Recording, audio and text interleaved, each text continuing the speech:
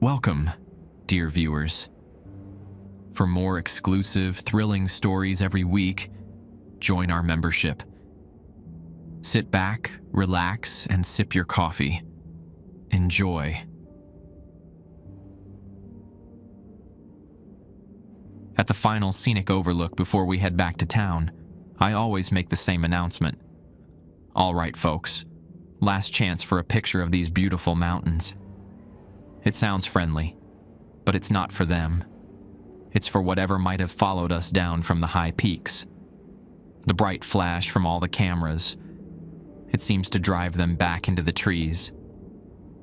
My boss told me on day one, make sure they take a lot of pictures. You don't want to bring any unseen passengers back to the depot with you. My name's Silas Buchanan, and I've been driving tour buses through these Tennessee mountains for 3 years now. Before that, I was fixing transmissions at Amos Whitaker's garage in downtown Gatlinburg, but the arthritis in my hands got too bad for wrench work. When Ezra Holcomb at Blue Ridge Mountain Tours offered me a job driving his tourist buses, I figured it beat unemployment. The pay was decent, $42,000 a year plus tips, and all I had to do was drive folks around the scenic routes, point out a few landmarks, and keep everybody happy. Ezra handed me a laminated card with 6 rules typed on it. Said they were company policy for driver safety. Most of them seemed like common sense. Check your mirrors every 30 seconds. Never exceed 25 miles per hour on the mountain roads. Always carry 2 emergency flares in the front compartment. But rule number 4 made me pause. If passengers report seeing people walking alongside the bus on remote stretches, do not acknowledge these sightings. Redirect conversation to local wildlife or historical facts. Ezra caught my expression. Mountain folk around here got active imaginations, he said, scratching at his graying beard. Stress of the altitude, unfamiliar surroundings. You just keep them focused on the real attractions. I should have asked more questions.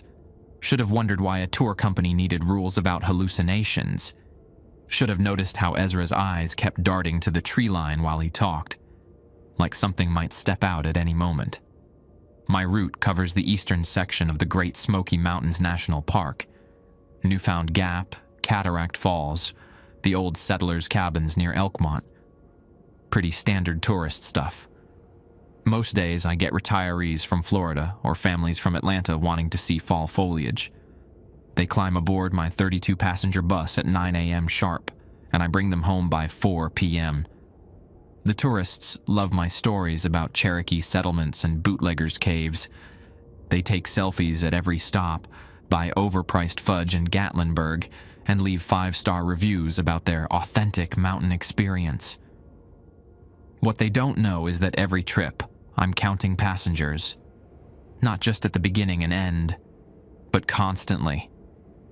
Because sometimes, when we're winding through the remote backcountry near Mount LeConte, the count changes. Someone appears in a seat that was empty 20 minutes before. Someone who doesn't smell quite right, whose clothes seem older than they should be, whose presence makes the temperature drop 5 degrees. And that's when the real rules kick in. My first week driving for Blue Ridge Mountain Tours, I thought the weirdest thing would be dealing with cranky tourists complaining about the winding roads. Boy, was I wrong. It was a Tuesday morning in late September when I met Dottie Ramsey. She'd been driving these routes for Ezra longer than anyone. 15 years, she told me, and her weathered hands gripped the steering wheel of bus number 3 like she was holding on to life itself. We were both parked at the depot on River Road, waiting for our morning groups. "Silas, honey," she said, leaning out her driver window. "Ezra give you the rules yet?" I pulled out the laminated card. "Got 'em right here. Pretty straightforward stuff." Dottie's laugh came out harsh as sandpaper. Straightforward. Right. She glanced around the empty parking lot, then motioned me closer. "Listen careful now. That list you got? That's just the beginning. Real rules ain't written down anywhere. Before I could ask what she meant, a white van pulled into the lot. Today's tour group. 17 people from a church in Knoxville, here to see the changing leaves. Dottie straightened up, her whole demeanor shifting. "Remember what I said?" she whispered, then drove off toward the Cades Cove route. The church folks were pleasant enough. Pastor Jenkins, a round man with kind eyes, helped an elderly woman named Mrs. Caldwell onto the bus. A young family with twin boys around 8 years old took seats near the front, standard Tuesday morning crowd. I ran through my usual spiel as we pulled onto Highway 441. "Welcome aboard Blue Ridge Mountain Tours. I'm Silas, your driver and guide for today. We'll be heading up through Newfound Gap, stopping at Cataract Falls, and finishing at the Chimney Tops overlook." The first hour went smoothly. I pointed out a black bear foraging near the roadside, told them about the CCC workers who built these roads in the 1930s. Mrs. Caldwell took pictures of everything, every deer, every historic marker, every scenic vista. We were climbing toward the gap when one of the twin boys, Tyler, pressed his face against the window. "Mom, look! There's a man walking up there." I glanced in my rearview mirror. The boy was pointing at the steep hillside to our left, where thick rhododendron bushes crowded between the trees. "Honey, I don't see anything," his mother said, but Tyler kept pointing. "He's wearing old clothes, like a farmer or something, and he's keeping up with the bus." My stomach dropped. I checked the odometer. We were doing 22 miles per hour up a steep grade. Nobody walks that fast uphill through dense brush. Rule number 4 echoed in my head. If passengers report seeing people walking alongside the bus on remote stretches, do not acknowledge these sightings. "Tyler," I called back cheerfully, "you know these mountains are home to over 60 species of mammals. Black bears, white-tailed deer, even some elk that were reintroduced in 2001. The boy looked confused. But the man... "Oh, you might be seeing shadows moving through the trees," I continued. "Mountain light can play tricks on your eyes, creates all sorts of interesting shapes." Tyler's brother Mason joined him at the window. "I see him too. He's got a beard and he's carrying something long like a stick." Pastor Jenkins moved to their seats. "Boys, don't bother Mr. Silas with tall tales." But Mrs. Caldwell had turned in her seat, squinting at the hillside. "My word," she said quietly, "there is someone out there." I felt sweat beading on my forehead, despite the cool mountain air. 3 passengers now, all seemed the same thing. "Folks," I announced, "coming up on our right, you'll see Hallam Cave Creek. This waterway was crucial for early settlers who used the mineral deposits for tanning leather." I was rambling now, desperate to redirect their attention. But in my rearview mirror, I saw more heads turning toward the left side of the bus. Half the group was staring out those windows now. Pastor Jenkins came forward. "Silas, son, I think there really might be someone out there. Should we call park rangers? Man could be lost or injured." The radio crackled to life, Ezra's voice from the depot. "Bus number 4, what's your 20? I grabbed the handset with shaking fingers. "About 2 miles from Newfound Gap heading north." "Copy that. How's your passenger count?" Strange question. 17, same as when we left." "Good. Keep it that way." The radio went silent. Pastor Jenkins gave me a puzzled look, but I pretended to focus on the road. Around the next curve, the hillside leveled out into a small meadow, and whatever the passengers had been seeing was gone. The tension in the bus eased slightly. We reached Cataract Falls without incident.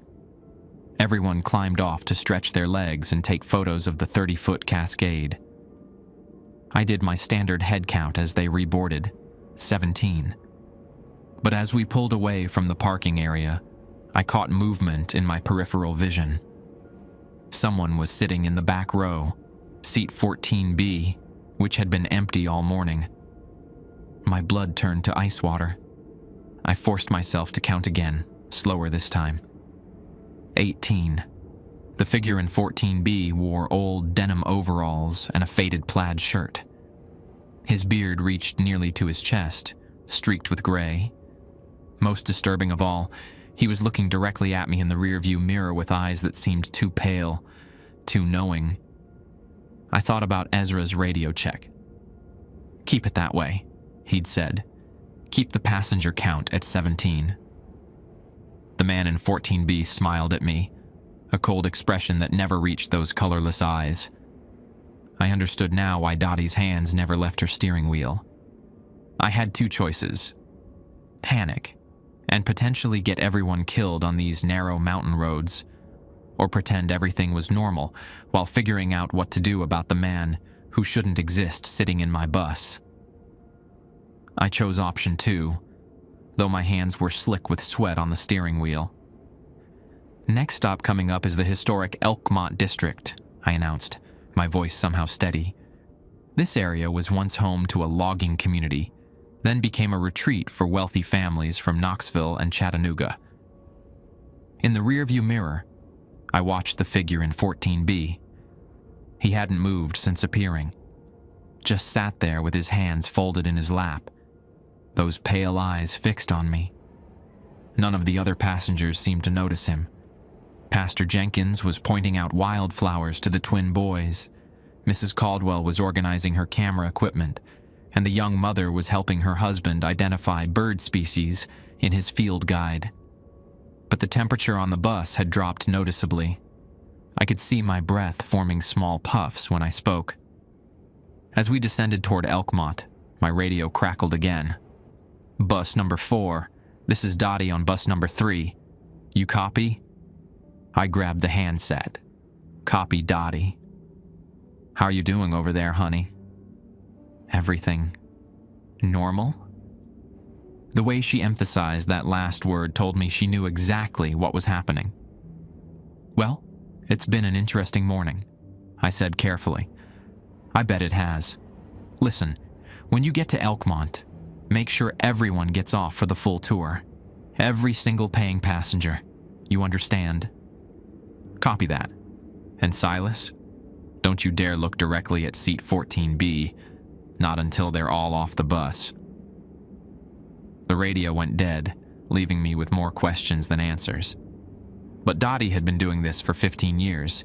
If she said don't look, I wouldn't look. We pulled into the Elkmont parking area, where the preserved cabins from the 1920s stood among towering hemlock trees.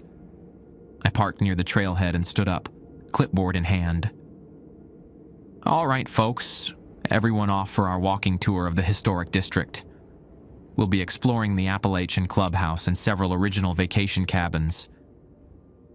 Pastor Jenkins helped Mrs. Caldwell down the steps. The family with twins gathered their backpacks and water bottles. One by one, all 17 paying passengers filed off the bus. I stayed focused on my clipboard, counting each person as they passed. 17. Good. The bus fell silent, except for the ticking of the cooling engine.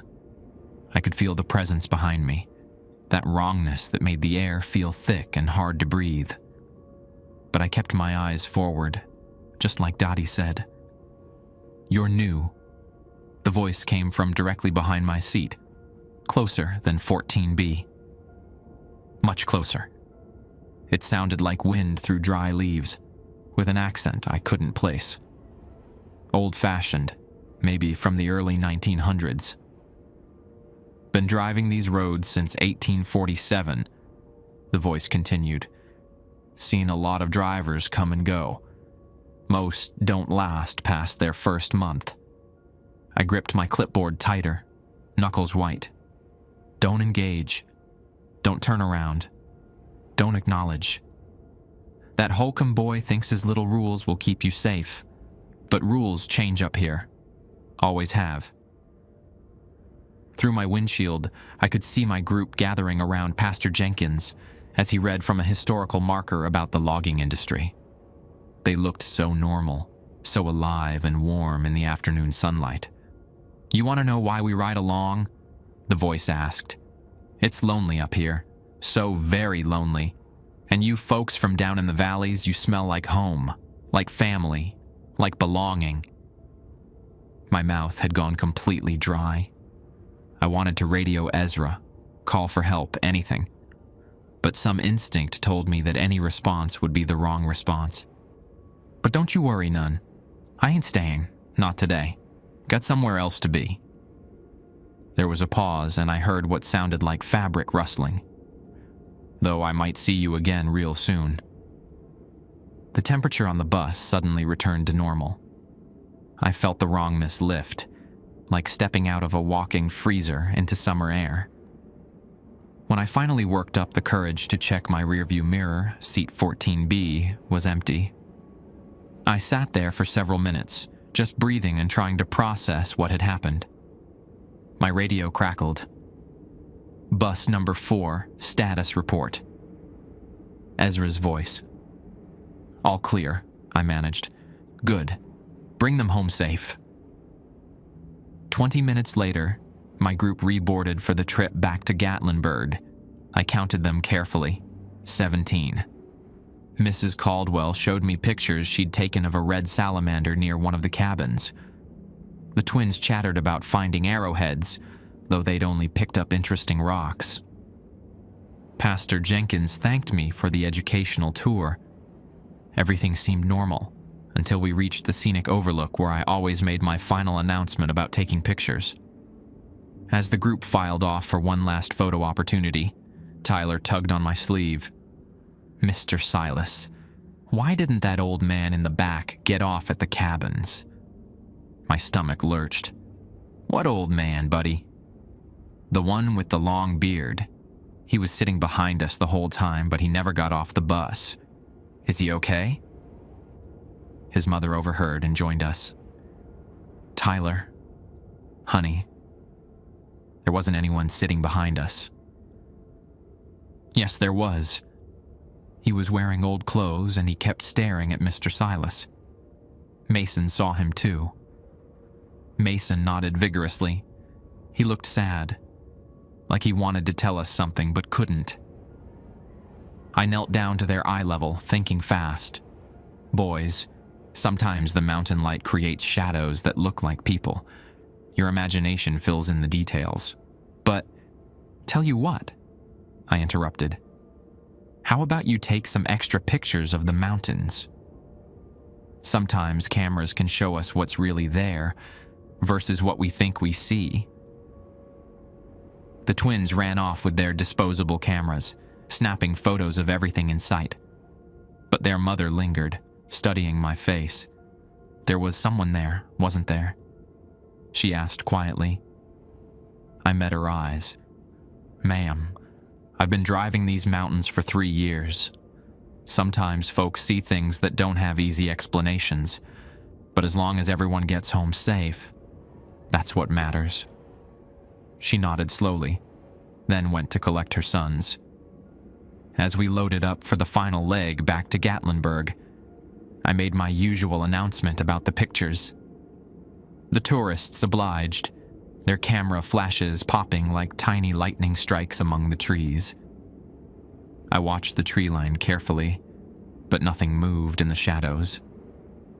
17 passengers loaded back onto the bus. I counted twice to be sure. But as we pulled away from the overlook, I caught something in my peripheral vision that made my blood freeze. In the last row of seats, 14B, sat a different figure than before. This one was smaller, wearing a faded floral dress that looked like it belonged to the 1950s. A woman with graying hair pulled back in a bun, her hands folded primly in her lap. She smiled at me in the rearview mirror and mouthed a single word. "Tomorrow." I understood now why Ezra needed drivers who could follow rules without asking questions, and why most of them didn't last past their first month. The bus felt crowded with 18 passengers, though only 17 were breathing. That night, sleep wouldn't come. Every time I closed my eyes, I saw those pale, knowing stares from seat 14B. By 5 a.m., I gave up and drove to Dolly's Diner on the Parkway, hoping coffee and Loretta McGee's famous biscuits might help me make sense of what was happening. Dottie was already there, hunched over a cup of black coffee in the corner booth. When she saw me, she waved me over. "Figured you'd be up early," she said, as I slid into the seat across from her. First encounter always rattles folks. "Dottie, what the hell is going on up there?" She studied my face for a long moment, then pulled out a worn spiral notebook from her purse. The cover was held together with duct tape, and the pages were filled with handwritten notes in different inks. "This here's what Ezra don't want you to know about," she said, keeping her voice low. "Real rules. Not that sanitized list he gives new drivers." I leaned forward. "Real rules?" "Honey, these mountains are old. Cherokee knew it. Early settlers learned it the hard way. Some places hold on to things that should have moved on long ago." She flipped through pages covered with dates, times, and brief descriptions. "Every driver who's lasted more than a month has contributed to this book." Loretta appeared with a coffee pot and filled my cup without being asked. She glanced at Dottie's notebook and shook her head. "Y'all still messing with that mountain business?" Loretta asked. "My grandmother always said, 'Leave sleeping dogs lie.'" "Your grandmother was Cherokee," Dottie replied. "She understood these hills better than most." After Loretta moved on to other customers, Dottie continued. "See, the thing about driving these routes is that you're not just carrying tourists. You're traveling through what Cherokee called the Nightland, places where the boundary between worlds gets thin." She pointed to an entry dated 3 weeks earlier. "Jeremiah Odom wrote this one. He drives the Cades Cove Loop. Says sometimes he picks up passengers at empty bus stops that shouldn't exist." I read the cramped handwriting. Stop appeared at mile marker 7.3, old wooden bench and shelter. Woman in 1940s dress waiting with a suitcase. When I drove past without stopping, she appeared in seat 12A anyway.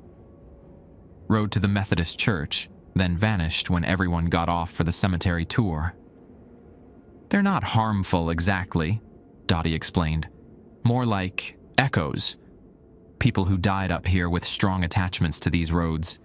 They just want to ride along, remember what it felt like to be alive." "But that voice yesterday? It said something about rules changing?" Dottie's expression darkened. "That's what worries me. The old ones, the ones who've been riding longest, they're getting stronger, more aware.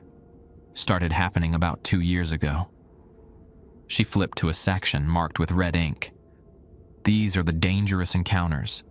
Times when passengers didn't just want to ride, they wanted to stay." The entries in red made my skin crawl. Drivers reporting passengers who wouldn't get off at the end of routes. Tourists who began speaking in voices that weren't their own. One driver named Curtis Thorne had written, "Elderly man in seat 20D possessed Mrs. Patterson from the retirement home tour. She spoke about logging operations from 1923, used names of people who died decades ago. Took 2 hours and help from Cherokee elders to get the old logger to move on." "Jesus," I whispered. "That's why Ezra's rules exist," Dottie said. "Don't acknowledge them. Don't engage. Make sure real passengers take lots of pictures at the final stop. Light seems to remind the riders that they don't belong in our world anymore." "What happens if I can't follow the rules?" Before Dottie could answer, my phone buzzed with a text from Ezra. "Emergency run today. Private charter canceled last minute. Needs you to take their group. Different route, Cataloochee Valley. Pick up at 11 a.m. Dottie saw the message and grimaced. "Cataloochee. That's Cherokee land, deeper in the park.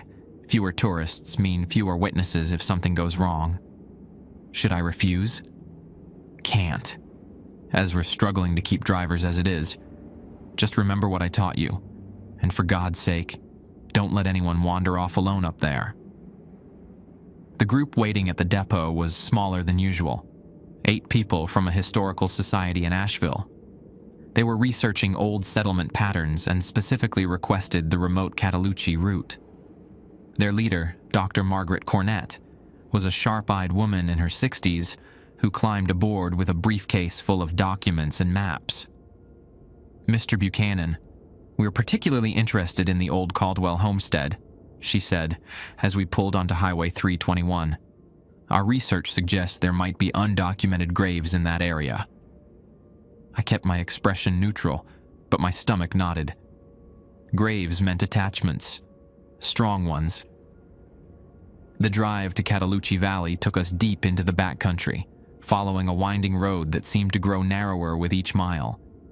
Ancient trees pressed close on both sides, their branches forming a canopy so thick that midday felt like dusk. Halfway up Palmer Creek Road, I noticed the temperature dropping again. My breath started forming small clouds, and frost appeared on the windshield despite the warm October weather outside. Is the air conditioning malfunctioning? Asked Dr. Cornett. Sometimes happens in these elevation changes, I lied, adjusting my rearview mirror. Seat 14B was occupied. This time it was a young woman, maybe 20 years old, wearing a simple cotton dress that looked handmade. Her dark hair was braided down her back, and her feet were bare. Unlike the previous passengers, she looked directly at the other people on the bus, with an expression of desperate longing. Dr. Cornett, she said, and I nearly swerved off the road. The Historical Society leader looked up from her documents. Yes? The graves you're looking for, the young woman continued. They're under the old oak grove behind the Caldwell cabin, but they're not marked because we died of typhoid. Families were afraid to put up stones. Dr. Cornett stared at her in confusion. I'm sorry. I don't understand. Who are you? My name is Ruth Caldwell. I died in 1892, along with my baby brother and 2 cousins. We've been waiting for someone to remember us. The other historians turned in their seats, all looking toward the back of the bus. But I could see in their faces that they weren't seeing what I was seeing. To them, the voice was coming from empty air. Mr. Buchanan, Dr. Cornett called forward, are you playing some kind of recording? This is highly inappropriate. Before I could answer, Ruth Caldwell stood up and began walking toward the front of the bus. With each step, the temperature dropped further. Ice crystals began forming on the windows. Please, she said, reaching toward Dr. Cornett. Please just acknowledge that we existed, that we mattered. Dr. Cornett recoiled as an invisible presence seemed to touch her shoulder. There's something wrong with this bus, she said, panic creeping into her voice. Stop the vehicle immediately. But Ruth wasn't finished. She moved to each passenger in turn, touching them, whispering their names, telling them about her family buried in unmarked graves. The historians began shivering uncontrollably, their breath visible in the sudden Arctic air. I remembered Dottie's warning about passengers who wanted to stay. Ruth wasn't just riding along, she was trying to inhabit the living people on my bus. Following my instincts, I pulled over at the Cataloochee Visitor Center and announced, "Everyone off for our tour of the historic valley. Make sure to take plenty of pictures." The historian stumbled off the bus, confused and cold. Dr. Cornett kept looking over her shoulder as if something was following her. Take pictures, I urged them. The light up here is perfect for photography. As cameras began flashing around the old homestead buildings, I felt the temperature on the bus return to normal. Ruth Caldwell flickered like a candle flame, becoming translucent. "Thank you," she whispered before fading completely. "Thank you for letting me speak." But our troubles weren't over. As the historians explored the valley, photographing old barns and cabins, Dr. Cornett approached me with a disturbed expression. "Mr. Buchanan, I need to ask you something, and I want an honest answer." I nodded, though I knew whatever she'd experienced was beyond any explanation I could give. "That voice on the bus, talking about typhoid victims. I've been researching this area for 15 years, and I've never found any documentation of a typhoid outbreak in the 1890s. But after hearing those details..." She paused, studying my face. "I'm going to check the county death records when I get back to Asheville." "Sometimes these old places hold memories," I said carefully. "Yes," she replied, "but memories shouldn't know things that aren't in any written record." As we loaded back onto the bus for the return trip, I counted my passengers carefully. 8. All accounted for. All living and breathing. But the drive back to Gatlinburg felt different. The shadows between the trees seemed deeper, more aware. And every time I checked my rearview mirror, I half expected to see Ruth Caldwell again, or someone else who'd been waiting decades for acknowledgement. The mountains were waking up to our presence, and I was beginning to understand that Ezra's rules weren't just suggestions. They were the thin line between a tourist attraction and something far more dangerous. 3 days after the Catalucci incident, Dr. Cornett called the depot. Ezra took the call in his cramped office while I waited outside, picking up the frayed vinyl on the folding chair. Through the thin door, I could hear her raised voice, but not the words. When Ezra finally opened the door, his face looked like he'd aged a decade. "She found them," he said quietly. "Death records from 1892. Ruth Caldwell, age 19. Thomas Caldwell, age 4. Mary and Samuel Caldwell, ages 12 and 7. All died of typhoid fever within 2 weeks of each other." My mouth went dry. "But that means your passenger knew details that weren't in any tourist guide or historical marker. Details that only someone who lived through it would know." Ezra sank into his desk chair, rubbing his temples. "Dr. Cornett is asking questions. Lots of them." "What did you tell her?" "Same thing I tell everyone who gets too curious. Mountain folklore, local legends, coincidence." He looked up at me with tired eyes. "But she's not buying it. Says she's bringing a paranormal investigation team up here next week." The radio on Ezra's desk crackled to life. "Depot, this is bus number 2. Got a situation out here." Ezra grabbed the handset. "Go ahead, Willie." Willie Hemsley's voice came through scratchy and strained. "I'm at Cades Cove. Got a group of college kids from UT.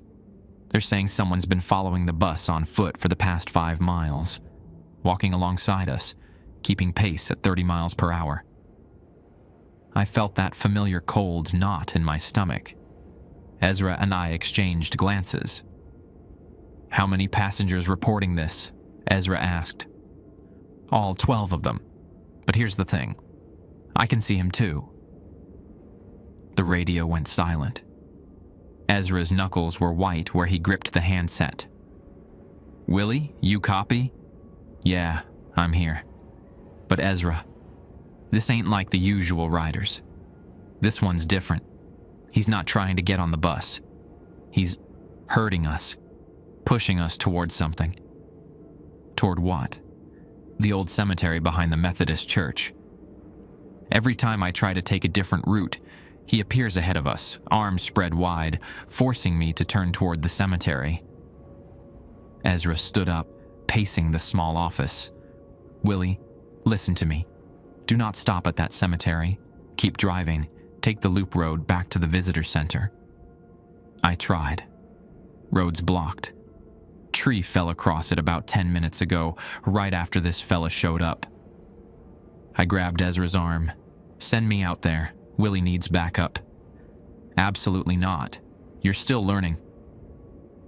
"Dottie's on the Gatlinburg route. Won't be back for 3 hours. Willie can't handle this alone with a bus full of college kids." Ezra stared at me for a long moment, then tossed me the keys to bus number 1. "Take the emergency kit from the supply room. And Silas, if things go sideways, you get those kids out of there, even if it means abandoning Willie." The emergency kit turned out to be a canvas bag containing road flares, a first aid kit, 2 digital cameras, and something I didn't expect: a leather pouch filled with what looked like white sand mixed with small stones. "Cherokee blessing sand," Ezra explained when he saw my confusion. "Old Charlie Swimmer made it for us years ago. His grandmother taught him the ritual. Sprinkle it in a circle around anything you want protected." I drove toward Cades Cove faster than the speed limit allowed, my radio tuned to Willie's frequency. Every few minutes, he'd check in with updates that made my hands shake on the steering wheel. Still pushing us toward the cemetery. College kids are getting spooked. One girl's crying, says the man outside looks like her dead grandfather. This is getting worse. He's not alone anymore. I count at least 6 figures walking alongside us now. "Ezra, you there?" "We're at the cemetery gates. I can't drive past. There's more of them blocking the road ahead." When I reached Cades Cove, I found Willie's bus parked at the entrance to the old Methodist cemetery. Through his windshield, I could see him hunched over the steering wheel, radio in hand. The college students were pressed against the windows on one side of the bus, staring at something I couldn't see. I parked behind him and grabbed the emergency kit. The moment I stepped outside, the temperature plummeted. October in Tennessee doesn't feel like January, but the air around the cemetery carried winter's bite. Then I saw them. 7 figures stood in a loose semicircle around Willie's bus. Men and women in clothes from different eras: 1800s farming clothes, a 1940s military uniform, a 1960s sundress. They weren't threatening exactly, but their positioning was deliberate, purposeful. The figure Willie had described stood closest to the cemetery gates. He was tall and gaunt, wearing a black suit that looked like it belonged to a funeral director from the early 1900s. When he turned toward me, I saw eyes that held too much knowledge, too much sorrow. "You're the new driver," he said, his voice carrying across the space between us, despite speaking at normal volume. "The one who let Ruth speak." I remembered Dottie's advice about not engaging, but these weren't passengers anymore. They were something else, something that required different rules. "What do you want?" I asked. "Recognition. Remembrance. The same thing Ruth wanted." He gestured toward the cemetery. "There are stories buried here that need telling. Deaths that were covered up. Crimes that were forgotten. I can't help with that. But you can. You and your passengers, with your cameras and your curiosity.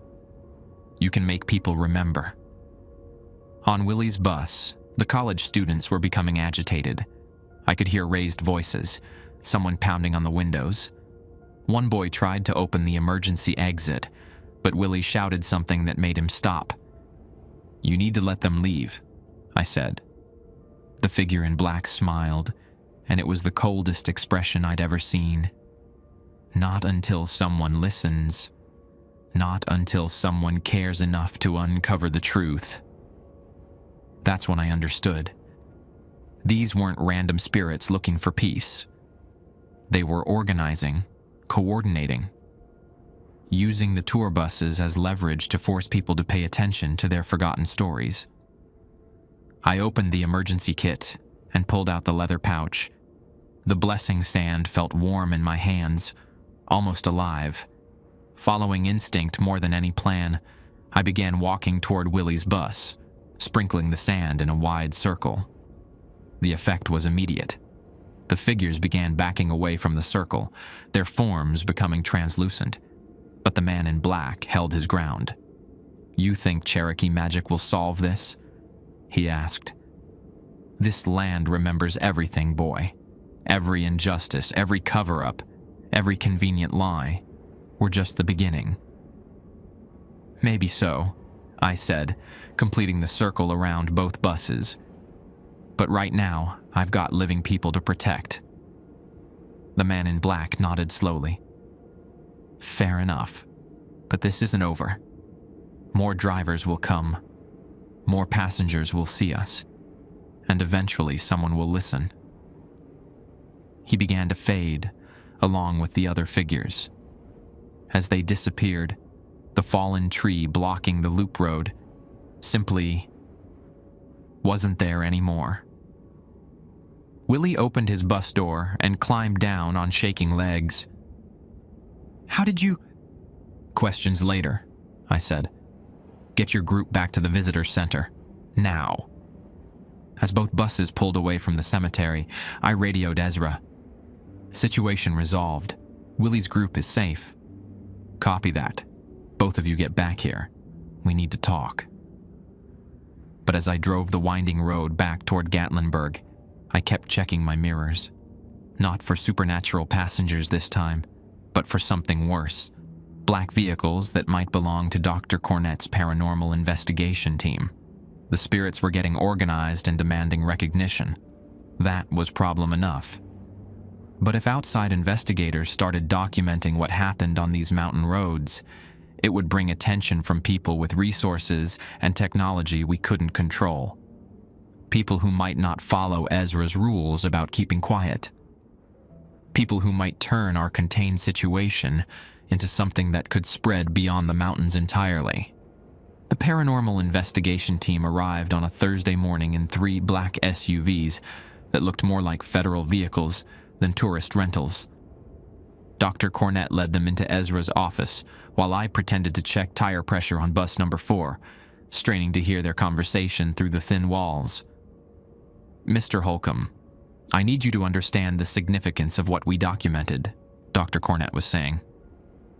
"Voice recordings that contain historical details not found in any written record. Temperature fluctuations that register on our equipment. This isn't folklore anymore." Ezra's response was too quiet for me to make out, but Dr. Cornett's reply came through clearly. "We're not here to shut you down. We want to study this phenomenon properly, with your cooperation." Dottie pulled into the depot and parked next to me. She studied the SUVs with a grim expression. "Well, hell," she muttered. "Knew this day would come eventually." "What do? We keep doing our jobs and hope those city folks don't stir up something they can't handle." She grabbed her thermos from the front seat. "But Silas, honey, you need to know something. These investigators think they're dealing with ordinary ghosts. They ain't prepared for what lives in the deep hollers." "What do you mean?" Before she could answer, Ezra emerged from his office with Dr. Cornett and 3 people I didn't recognize. One was a middle-aged man carrying electronic equipment.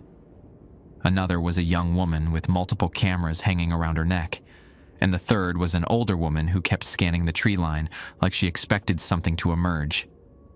"Silas," Ezra called. "Come here. These folks want to ride along on your afternoon route." My stomach dropped, but I forced a neutral expression. "Which route?" "Roaring Fork Motor Nature Trail," Dr. Cornett said. "We're particularly interested in the area around the old Ogle homestead." I knew that area. It was where Jeremiah Odom had reported seeing entire families of spirits walking alongside his bus, dressed in clothes from the 1800s. If these investigators wanted to document paranormal activity, Roaring Fork would give them more than they bargained for. The equipment specialist, who introduced himself as Marcus Torres, began setting up devices on the bus while explaining their purpose.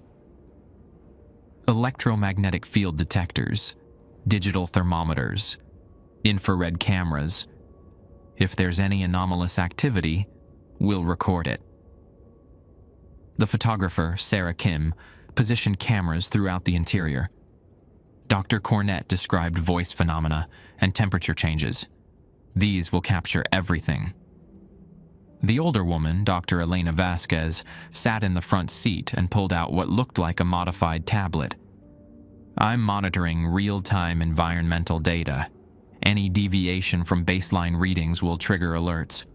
My regular afternoon group consisted of 6 retirees from a Florida RV park, led by a cheerful woman named Betty Morrison. They were delighted to be part of a scientific study, treating it like an added attraction, rather than the dangerous experiment it actually was. We pulled out of the depot at 1:30 p.m., heading toward the Roaring Fork entrance. I tried to follow my normal routine, pointing out landmarks and sharing historical anecdotes, but my attention kept drifting to the investigators' equipment. As we enter the motor trail, you'll notice we're following an old logging road, I announced. This area was heavily timbered in the early 1900s, and several families homesteaded here before the park was established. Dr. Vasquez's tablet began beeping softly. Electromagnetic readings are elevated, she reported. Temperature is dropping despite the afternoon sun. We hadn't even reached the first historic cabin, and already the mountain was responding to our presence. Marcus's equipment started registering activity around the Alfred Reagan homestead. The EMF detectors squealed, and Sarah's cameras began clicking automatically, triggered by motion sensors. There, Betty Morrison pointed toward the old cabin. I see someone by the front porch. I looked where she was pointing and saw a man in overalls and a wide-brimmed hat, standing motionless beside the cabin's stone chimney. He was staring directly at our bus with an intensity that made my skin crawl. Getting clear visual contact, Sarah whispered, adjusting her telephoto lens.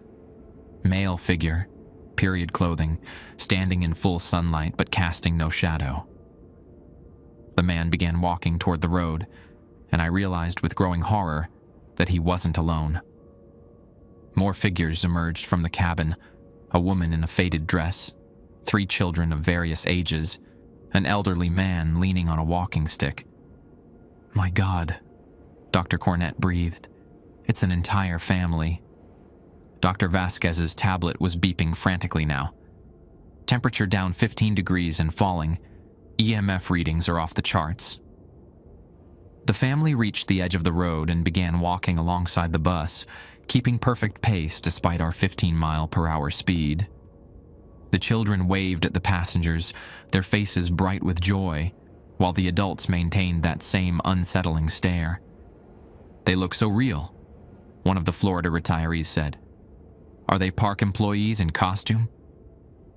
Before I could deflect the question, the eldest child, a girl around 10 years old, spoke clearly enough for everyone to hear. Mama says to tell you the fever took us all in 1918. We've been waiting for visitors to come see the homestead. Sarah's cameras were capturing everything, the flashes triggering rapidly. But instead of driving the spirits away like they normally did, the lights seemed to make them more solid, more present. This is remarkable, Dr. Cornett said, scribbling notes.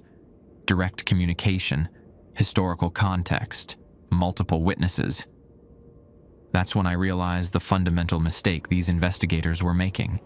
They thought documentation would help them understand the phenomenon. Instead, their attention was feeding it, making it stronger. The family walked with us for another quarter mile before fading back into the forest. But as we approached the next homestead, the Noah Ogle cabin, new figures appeared. More families, more children, more voices calling out dates and names and forgotten stories. By the time we reached the Ephraim Bales cabin, my bus was surrounded by at least 20 spirits. They pressed close to the windows, their faces eager and desperate. The investigators' equipment was registering so much activity that Marcus had to turn down the audio alerts to prevent feedback loops. The mill wheel, an old woman's voice said from somewhere behind my left shoulder. Look at the mill wheel. I glanced toward the historic gristmill and felt my blood freeze. The wooden wheel was turning, grinding grain that wasn't there, operated by a miller who'd been dead for over a century. "Are you getting this?" Dr. Cornett asked Sarah. "Every second of it. But the strange thing is, some of them aren't showing up on the infrared cameras, only visible light spectrum." "What does that mean?" Dr. Vasquez looked up from her tablet with a troubled expression. "It means we're dealing with different types of manifestations. Some are residual energy, like recordings, but others..." She paused, studying her readings. "Others are interactive, intelligent, and getting stronger with our attention. That's when one of the spirits did something I'd never seen before." A young man in a Confederate soldier's uniform didn't just walk alongside the bus. He climbed onto it. I watched in the rearview mirror as he pulled himself up the back ladder and began walking across the roof.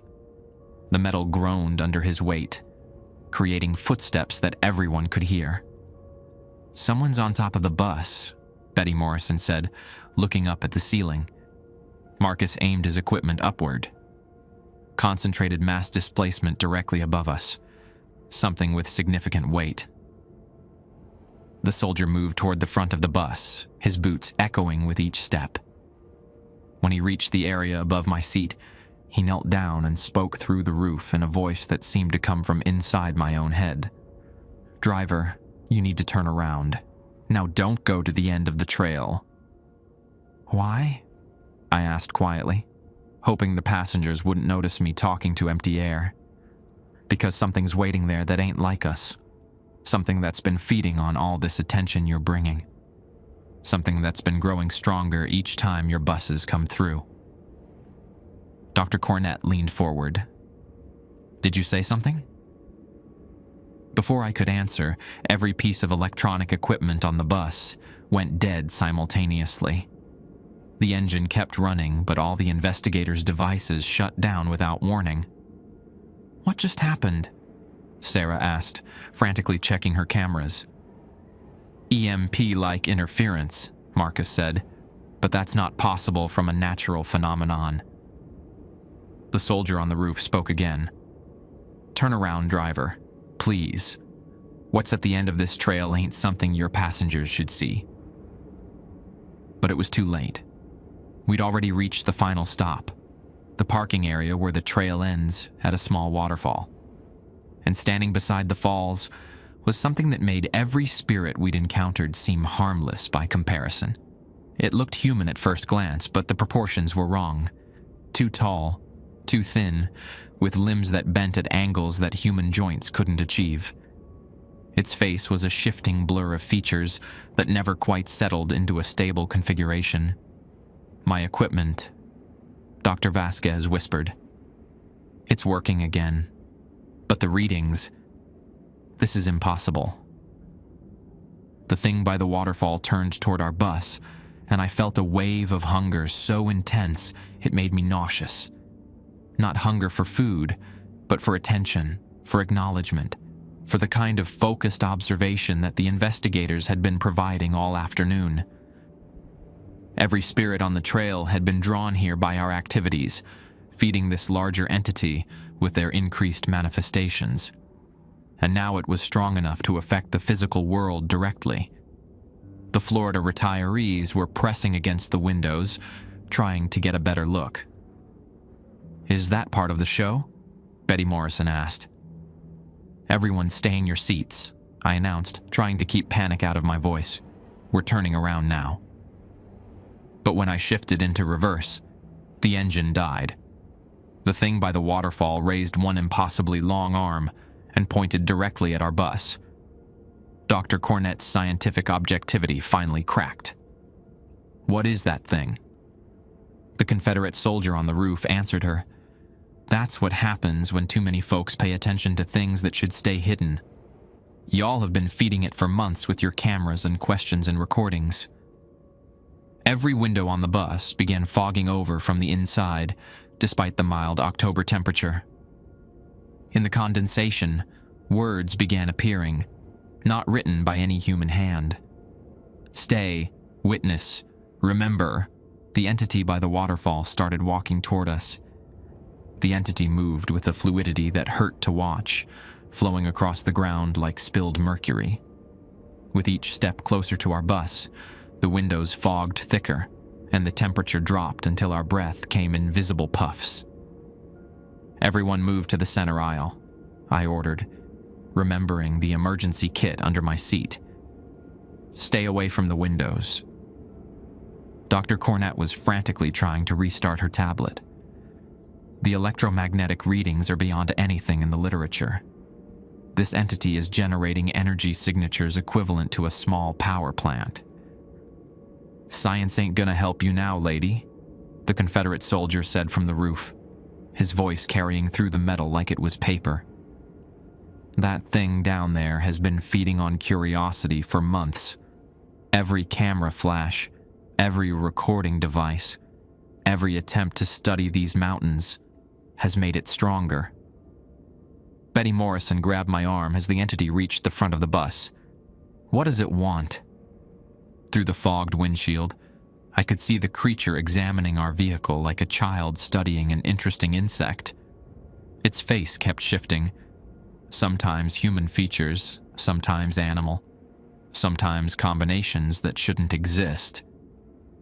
"It wants to be seen," I said, pulling the leather pouch of Cherokee Blessing sand from the emergency kit. "But not just seen. Understood. Documented. Studied. It feeds on human attention and scientific analysis." The thing pressed what might have been a hand against the windshield. Where it touched, the glass began turning black, spreading outward like ink in water.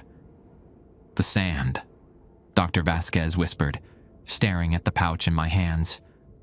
"That's not standard emergency equipment." "No, it's not."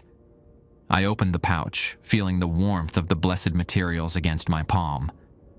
My boss learned the hard way that these mountains require older protections than GPS and first aid kits. Marcus was still trying to get his equipment functioning. If we could just document the energy patterns. "Stop," I said sharply. "That's exactly what it wants. Every time you try to measure it, record it, or analyze it, you're feeding it." Sarah lowered her cameras with visible reluctance. "But this is the discovery of the century. We can't just ignore. You can and you will, unless you want to become part of what's being discovered." The Confederate soldier's boots echoed above us as he moved toward the rear of the bus. "Driver's right, miss. I seen what happens to folks who study too hard up here. They start seeing things that ain't just mountain spirits, things that ain't never been human at all." The entity had finished blackening the windshield and was now moving along the side of the bus, touching each window in turn. Where its appendages made contact, the glass went dark, cutting off our view of the outside world. "We're being sealed in," Dr. Cornett observed with scientific detachment that was either admirable or terrifying. "Not sealed," the soldier corrected. "Preserved, like specimens in a jar."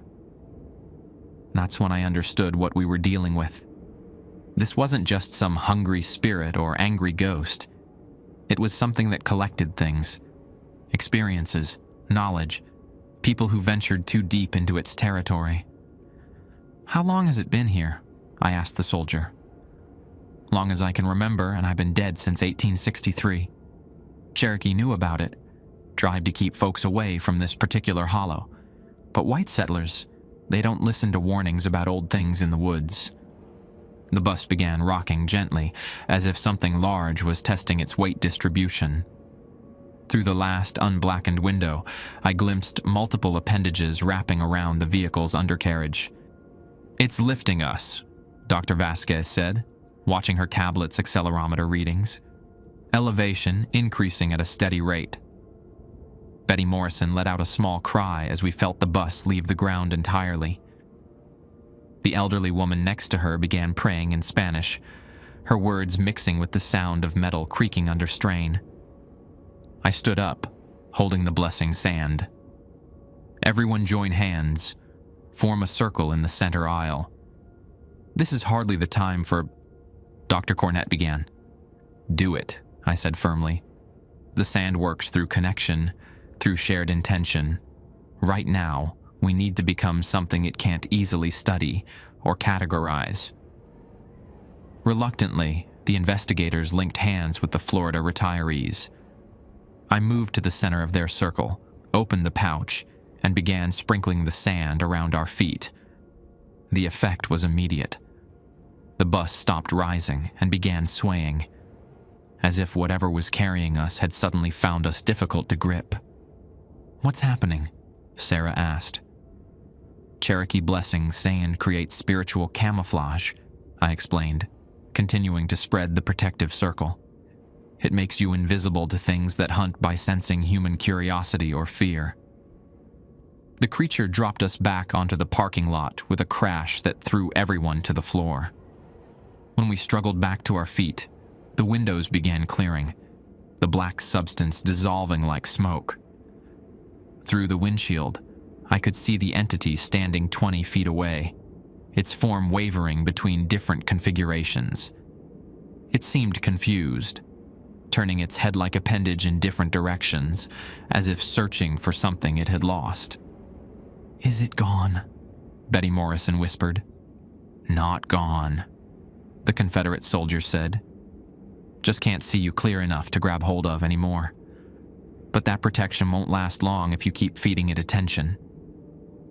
Dr. Cornett was staring at the creature with obvious fascination. "The energy readings are dropping rapidly. Whatever you did, it's affecting the entity's ability to maintain coherence." "Dr. Cornett," I said carefully, "I need you to stop analyzing it. Right now, every observation you make strengthens the connection between you and it." But I could see the struggle in her face. For a researcher, being told to ignore the greatest discovery of her career was like asking a drowning person not to reach for a life preserver. Marcus was already reaching for his recording equipment. Just basic documentation. No, I moved between him and his gear. Nothing. No recordings, no measurements, no photographs. We walk away from this like it never happened. "You can't be serious." "Look at it," I said, pointing through the windshield. The entity was beginning to solidify again, its form becoming more defined as the investigators' scientific curiosity overcame their fear. It sensed their renewed attention and started moving toward the bus once more. "Every second you spend thinking about it as a research subject makes it stronger," I continued. "You want to survive this? Stop being scientists for the next 10 minutes. The bus engine suddenly roared to life on its own. Through the roof, the Confederate soldier called down, "Now would be a good time to leave, driver." I didn't need to be told twice. I threw the bus into reverse and backed away from the waterfall as quickly as the narrow trail allowed. In my mirrors, I watched the entity grow smaller and less distinct as we increased the distance. "Will it follow us?" Dr. Vasquez asked. "Not off its home territory," the soldier replied. "But it knows you now, knows your scent, your curiosity patterns. You come back to these mountains, it'll be waiting." As we navigated the winding road back toward the main highway, I noticed that the other spirits, the families and individuals we'd encountered earlier, were gone. The attention they'd been receiving had been redirected to the entity, and without that energy, they'd faded back to whatever realm they usually inhabited. "So what do we do with what we've learned?" Dr. Cornett asked quietly. "Nothing," I said. "You go back to Asheville. You write up a report that says the local folklore was interesting but unsubstantiated, and you never mention what really happened here. But the scientific implications..." "The scientific implications," I interrupted, "are that some things shouldn't be studied. Some knowledge comes with a price that's too high to pay." Marcus was staring at his dead equipment. "All of our data is corrupted anyway. The electromagnetic interference wiped everything. Good, I said, and I meant it. By the time we reached the depot, the afternoon sun was beginning to set behind the mountains. The investigators gathered their useless equipment and loaded it into their SUVs without much conversation. The excitement they'd shown that morning was gone, replaced by a subdued awareness that they'd encountered something beyond their ability to categorize or control. Dr. Cornett approached me as I was locking up the bus. "Mr. Buchanan, I want you to know that we're not going to publish anything about today's experience." Smart choice. But I have to ask, how long has this been going on? How many drivers have faced what we face today? I looked up at the darkening peaks, where lights were beginning to twinkle in the valley below. Normal lights, from normal homes, where normal people were making dinner and helping kids with homework and living lives that didn't involve entities that fed on human curiosity.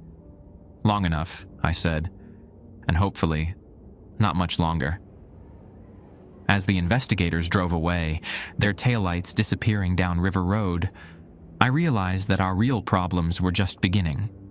The entity might be confined to Roaring Fort for now, but it was stronger than ever. And eventually, other researchers would come. Other people who thought they could study the supernatural without consequences.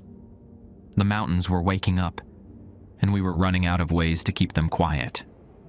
2 weeks after the investigators left, everything went to hell. It started with Willie's radio call at 6:23 a.m., his voice cracked with panic. "Depot, we got a problem at the Cherokee Reservation overlook. Big problem." Ezra and I were sharing coffee and going over route schedules when the transmission came through. I was supposed to be off duty, but something in Willie's tone made me grab my keys. "What kind of problem?" Ezra asked into the handset. "The kind where my passengers are seeing things that ain't on any tour map. And Ezra, they're not staying in the bus anymore." I felt my stomach drop. The entity at Roaring Fork was supposed to be contained to its own territory, but if it had grown strong enough to extend its influence... "Willie, where are your passengers now?" "That's just it. I don't know. They got off the bus about 10 minutes ago to take pictures at the overlook, and now they're walking toward the woods like they're in some kind of trance. I can't get them to respond when I call their names."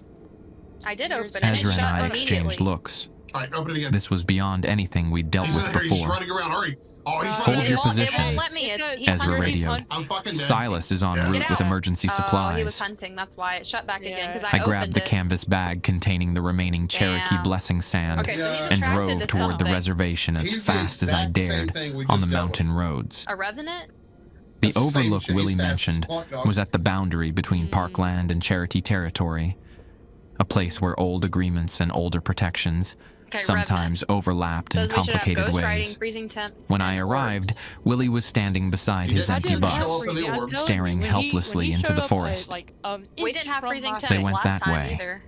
He pointed toward a trail He, that like, led deeper into the Did he show up in the reservation, orb? Yeah, I could see him when he was running down the walking hallway. like they had So somewhere maybe he is important the to be. doctor. What's making me see him? How many? 14. Family reunion group from Knoxville. Been looking so I'll forward to click this trip dot. for months. Willie's hands shook as he lit a Says cigarette. Phantom, Wraith, Yokai, Silas, or Deogen. there's something else. Before they I don't even wandered know how to off, they all pronounce these. started Okay. talking in unison. Same words, same tone, like they were reading from a script. The What only did way they we'll know if say? it's a Deogen is if we go check The for old ghost riding. agreements are breaking. Are you guys able to check The ghost boundaries riding don't now that you're hold ghosts? anymore.